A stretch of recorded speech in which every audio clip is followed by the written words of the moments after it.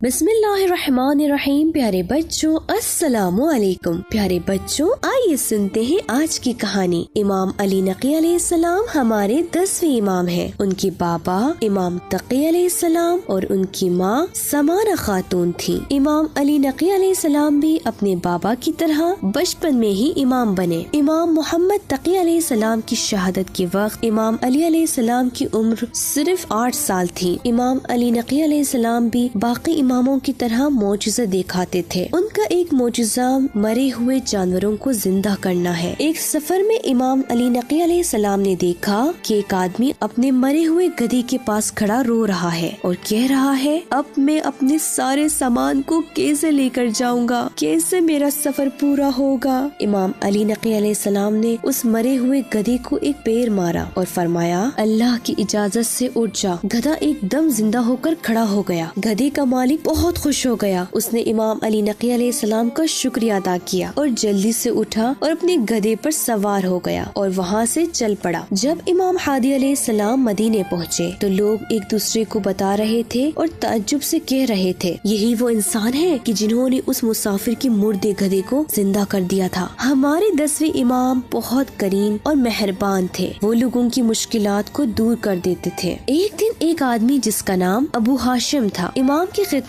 में पहुंचा। अबू हाशिम को पैसों की बहुत ज्यादा जरूरत थी, इसलिए वो परेशान भी था। इमाम अली नकी अलैहिस्सलाम उसकी हालात को जानते थे। उससे पहले कि अबू हाशिम कुछ कहते, इमाम अली नकी अलैहिस्सलाम ने फरमाया, ए अबू हाशिम, तुम खुदा की किन किन नेमतों का शुक्रिया अदा कर सकते हो। खुदा ने तुम्हें ईमान दिया और उस ईमान की वजह से तुम्हारे बदन पर जहन्नुम की आग को हराम किया। तुम्हारे परवरदिगार ने तुम्हें तंदुरुस्ती दी ताकि उसकी इबादत करो। खुदा की इतनी ज्यादा नेमतें होने के बाद भी तुम कैसे उससे कुछ न होने की शिकायत करते हो। उसके बाद इमाम अली नकी अलैहिस्सलाम ने अबू हाशिम को 100 दिनार दिए ताकि वो अपनी जरूरत को पूरी करे। इमाम अली नकी अलैहिस्सलाम के जमाने में कई जालिम बादशाह गुजरे, लेकिन सबसे अहम मुतवक्किल की हुकूमत का पीरियड था। मुतवक्किल बहुत ही बेरहम और जालिम था। उसके दिल में अहले बैत के लिए बहुत ही नफरत और दुश्मनी थी। मुतवक्किल किसी को भी अमीरुल मोमिनीन की फजीलत बयान करने और उनकी तारीफ करने की इजाजत नहीं देता था, और अगर कोई उनकी तारीफ करता भी तो बहुत सख्ती से सजा देता था। एक बार उसे पता चला कि किसी ने इमाम अली अलैहिस्सलाम, हज़रत फातिमा ज़हरा सलामुल्लाह अलैहा, इमाम हसन अलैहिस्सलाम, इमाम हुसैन अलैहिस्सलाम की फजीलत के बारे में हदीस पढ़ी है। तो मुतवक्किल ने उसे 1000 कोड़े मारे। मुतवक्किल ने अपने गवर्नर को हुक्म दे रखा था कि अहले बैत के मानने वालों को सताया और परेशान किया जाए। जालिम मुतवक्किल ने इसी